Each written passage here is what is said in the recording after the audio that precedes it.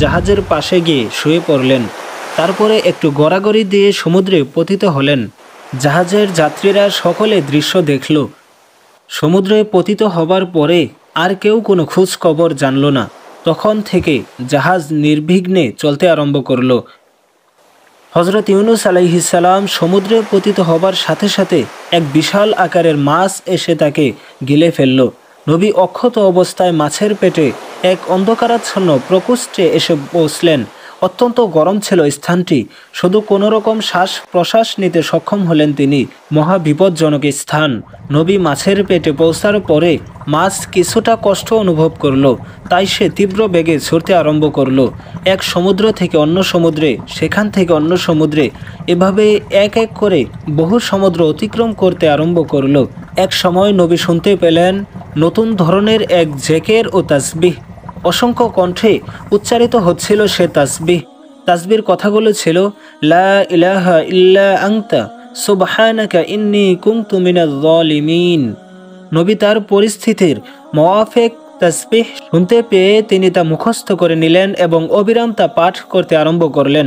এভাবে প্রায় ২০-২৫ দিন অতিবাহিত হবার পরে একদিন নবী শুনতে পেলেন কে যেন তার নাম ধরে ডাক দিয়ে বলছে, হে ইউনুস আলাইহিসসালাম, এ মাছের পেট থেকে তুমি কোনোদিন রেহাই পেতে না, কিন্তু যে তাসবিহ তুমি পাঠ করছো তাতে আল্লাহ তাআলা তোমার মুক্তির দিন অতি সন্নিকটে করে দিয়েছেন। এ আওয়াজ শুনে নবী অনেক কাঁদলেন, তারপরে পুনরায় স্বাভাবিক হলেন। এ সময় সমুদ্রের কয়েকটি মাছ দুরারোগ্য রোগে আক্রান্ত হয়ে পড়েছিল। মাছেরা দিবারাত্র আল্লাহর দরবারে কান্নাকাটি করে নিজেদের মুক্তির প্রার্থনা করত। আল্লাহ তাআলার পক্ষ থেকে সমস্ত মাছগুলোকে জানিয়ে দেওয়া হলো, হে মৎস্য জাতি, তোমরা যারা দুরারোগ্য ব্যাধিতে আক্রান্ত হয়েছ তারা শোনো, একজন নবীকে পেটে পুরে রাখা একটি বিশাল মাছ দ্রুত গতিতে তোমাদের নিকট দিয়ে সমুদ্র অতিক্রম করে চলে যাচ্ছে। তোমরা তার নিকট যাও, তার মাথায় এক তেজস্বী জ্যোতি দেখতে পাবে।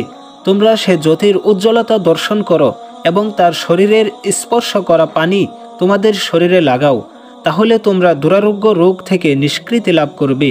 এটাই তোমাদের বাঁচার একমাত্র পথ। মৎস্যকুলেরা এ খবর জানতে পেরে সারি বেঁধে যাকে যাকে হজরত ইউনুসকে বক্ষণ করা মৎস্যের চতুর্দিকে ভিড় জমালো। মাছেরা উক্ত মৎস্যের সংস্পর্শে এসে রোগ থেকে মুক্তি লাভ করল, আর যে মাছেরা রোগমুক্ত ছিল সংস্পর্শে সেগুলো এসে স্বাস্থ্য সমৃদ্ধি হলো। ঝিনুকেরা সংস্পর্শে এসে মুক্তা লাভ করল। সমুদ্রের অন্যান্য প্রাণীদের মধ্যে কোনো প্রাণী দীর্ঘ আয়ু লাভ করলো, কোনো প্রাণী অধিক সৌন্দর্য লাভ করলো, আবার কোনো প্রাণী আংশিক মানব আকৃতি লাভ করে মৎস্য রানী নাম লাভে ধন্য হলো। এভাবে সমুদ্রের লক্ষ লক্ষ প্রাণী এক এক ধরনের বৈশিষ্ট্য লাভ করতে সক্ষম হলো।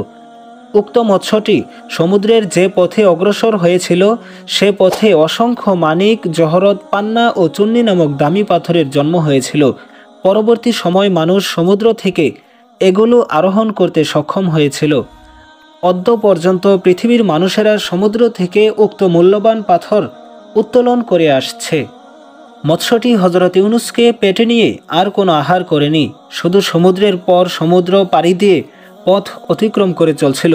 এভাবে একাধারে ৪০ দিন অতিবাহিত হবার পরে একদা মৎস্যটি এক বালুময় চড়া ভূমির নিকটে এসে হজরত ইউনুস আলাইহিসসালামকে উদ্গীরণ করে ফেলে দিল। হজরত ইউনুস আলাইহিসসালাম এর শরীর ছিল তখন ভীষণ স্পর্শকাতর। যেহেতু গরমে তার শরীরের চামড়া পাতল হয়ে গিয়েছিল, বলতে গেলে চামড়ার উপরই ভাগটা গলে গিয়েছিল, যাতে সর্বশরীরে কিছুটা ঘায়ের মতো সৃষ্টি হয়ে রক্তমাখা মুখ হয়ে পড়ছিল। এ অবস্থায় সূর্যের কিরণ সহ্য করা তার পক্ষে আদৌ সম্ভব ছিল না বলে আল্লাহ তাআলা তার পাশে একটি লাউ গাছ উঠিয়ে দিলেন। গাছটি ক্ষণিকের মধ্যে বড় হলো এবং বড় বড় পাতা ছেড়ে হজরত ইউনুস আলাইহিসসালাম এর শরীর ঢেকে দিল।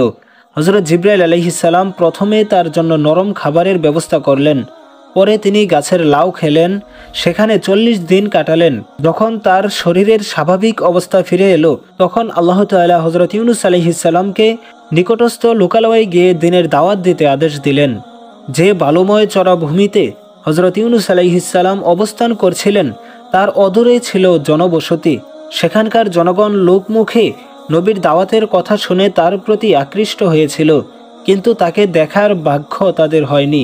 তারা দীর্ঘদিন যাবৎ নবীর আগমনের প্রতীক্ষায় দিন গুনছিল, নবীর নিকট দিন কবুল করে মুসলমান হবার দুর্দমনীয় আকাঙ্ক্ষা তাদের ব্যাকুল করে তুলছিল। নবী আল্লাহ তাআলার নির্দেশ অনুসারে বালুময় চড়া ভূমি ছেড়ে জনবসতির দিকে রওনা করলেন।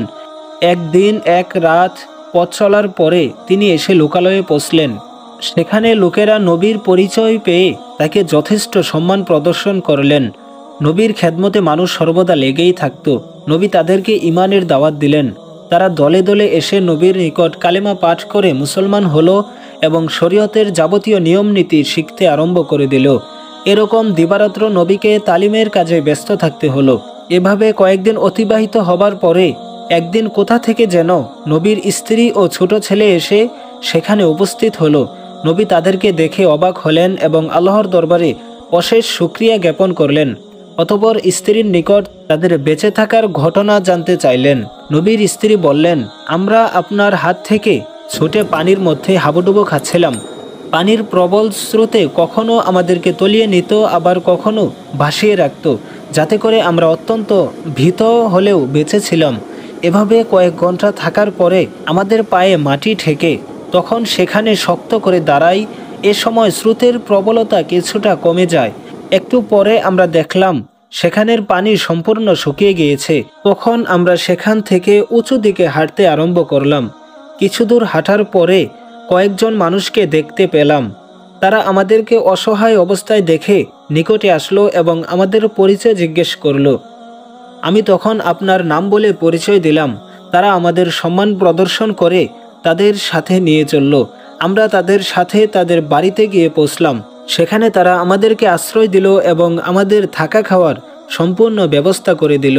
অতঃপর তারা আমার নিকট থেকে দিনের দাওয়াত সম্বন্ধে অবগত হলো এবং কালেমা পাঠ করে দিন কবুল করল। প্রতিদিন আমার নিকট কয়েক শত লোক এসে ইসলাম গ্রহণ করত এবং শরীয়তের মসলা মাসাইল সম্বন্ধে জ্ঞান অর্জন করত। এখানের সমস্ত মানুষেরা বলাবলি করতে শুরু করলো যে নবীর স্ত্রী যখন আমাদের এলাকায় এসেছেন তখন নবীও যথাশীঘ্র আমাদের মাঝে আসবেন, এতে সন্দেহ নেই।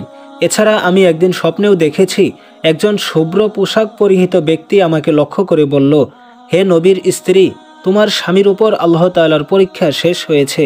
অল্প দিনের মধ্যে তার সাথে তোমার সাক্ষাৎ হবে। তুমি যেভাবে দিনের কাজ করেছ তাতে আল্লাহ তাআলা তোমার কার্যে সন্তুষ্ট হয়েছেন, তাই তিনি দয়া করে তোমার সুখের দিন ফিরিয়ে দিবেন। স্ত্রীর নিকট নবী তাদের কাহিনী শুনে আল্লাহর দরবারে শুকরানা নামাজ আদায় করলেন। নবী আল্লাহ তাআলার নির্দেশ অনুসারে সারা অঞ্চল ঘুরে ঘুরে মানুষকে তালিম দিতে লাগলেন। এভাবে কিছুদিন অতিবাহিত হওয়ার পরে একদা এক ব্যক্তি নবীর বড় ছেলেকে নিয়ে নবীর নিকট হাজির হলো। নবীর যে ছেলেকে ভাগে নিয়ে গিয়েছিল সেই ছেলে। নবী ছেলেকে দেখে চিৎকার দিয়ে আলহামদুলিল্লাহ বলে ছেলেকে বুকে জড়িয়ে ধরলেন। কিছু সময় পরে সঙ্গের লোকটিকে জিজ্ঞাসা করলেন, আপনি এই ছেলেকে কোথায় পেলেন? সে তখন বলল, হুজুর, আমরা কয়েক বন্ধু একত্রিত হয়ে দেশ বিদেশে বাণিজ্য করে থাকি। একদিন নিনুয়া এলাকা থেকে আমরা যাচ্ছিলাম। এমন সময় জঙ্গলের ধারে বাঘের মুখে এই ছেলেটিকে দেখতে পেয়ে আমরা বাঘকে তাড়া করি। বাঘ আমাদের ভয়ে ছেলেটিকে রেখে জঙ্গলে চলে যায়। আমরা তখন ছেলেটিকে উদ্ধার করি, অতঃপর তার সেবা যত্ন করি এবং আমাদের সঙ্গে রাখি। ছেলেটি তার পিতার পরিচয় দিলে আমরা তাকে স্নেহমায়া করি এবং আপনার নিকট তাকে পৌঁছে দেওয়ার চিন্তা করি। আমরা এজন্য খুবই উদ্বিগ্ন ছিলাম।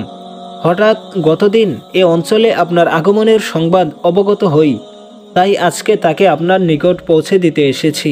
নবী আগন্তুকের কথা শুনে অনেক ধন্যবাদ দিলেন এবং দিনের দাওয়াত কবুল করার আমন্ত্রণ জানালেন। আগন্তুক এক বাক্যে দাওয়াত কবুল করে কালেমা পাঠ করল এবং সে নবীকে প্রতিশ্রুতি দিলেন যে তার বংশাবলীর সকলকে সে নবীর নিকট হাজির করে মুসলমানদের অন্তর্ভুক্ত করে নেবেন।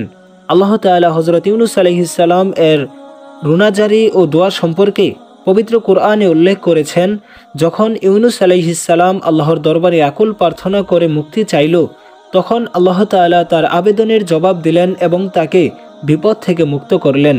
এভাবেই আল্লাহ তাআলা খাঁটি মুমিন বান্দাদেরকে মুক্তি দিয়ে থাকেন। হযরত ইউনূস আলাইহিস সালামকে আল্লাহ তাআলা পুনরায় নিনুয়া এলাকায় যেতে আদেশ দেন। সেখানে গিয়ে নবী দ্বিগুণ উৎসাহ নিয়ে মানুষকে হেদায়েতের দাওয়াত দিতে থাকেন।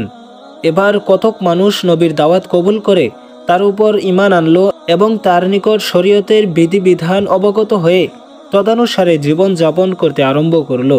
এক বর্ণনা মতে হযরত ইউনূস আলাইহিস সালাম জীবনের শেষ ৩০ বছর সাফল্যজনকভাবে উম্মতের মাঝে আদর্শ প্রতিষ্ঠিত করতে সক্ষম হয়েছিলেন। তিনি ১৩০ বছর পর্যন্ত জীবিত থেকে অসংখ্য মানুষকে মুক্তির পথ প্রদর্শন করে ইহলোক ত্যাগ করেন। তার রওজা মুবারক দজলা নদীর তীরে অবস্থিত, উহা নাম ফলক দিয়ে চিহ্নিত। আল্লাহ পাক রব্বুল আলামিন হযরত ইউনূস আলাইহিস সালাম এর জীবনী থেকে আমাদেরকে শিক্ষা লাভ করার তৌফিক দান করুন। আমিন। আসসালামু আলাইকুম ওয়া রাহমাতুল্লাহ।